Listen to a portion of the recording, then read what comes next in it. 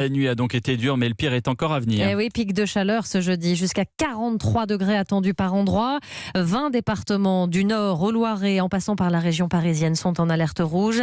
Dans cette zone, il est conseillé de limiter, voire de reporter les déplacements, que ce soit en transport en commun ou en train. Les rails et les installations ferroviaires d'ailleurs, qui vont faire l'objet d'une surveillance toute particulière.